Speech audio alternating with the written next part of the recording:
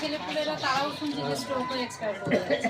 এগুলো আগে ছিল না, সবটাই খাওয়া দাওয়ার জন্য হয়েছে। এই যে আমরা এখন এত ফাস্টফুডের দোকান বেড়েছে, চাউমিন খাচ্ছি, মোমো খাচ্ছি, ফিশ ফ্রাই খাচ্ছি, যেখানে যা বিরিয়ানি খেয়ে নিচ্ছি। এবার এটা খাবে না কেন, এগুলো সবই খাবে, কিন্তু কি বলো তো, এগুলো যদি কন্টিনিউ চলতে থাকে তখন শরীরে অসুবিধা। এগুলো তো মানুষ বোঝে না। 10 বছর আগে তোমাদের এলাকায় যত মেডিসিনের দোকান ছিল, এখন মেডিসিনের দোকান বেড়েছে তো আরো।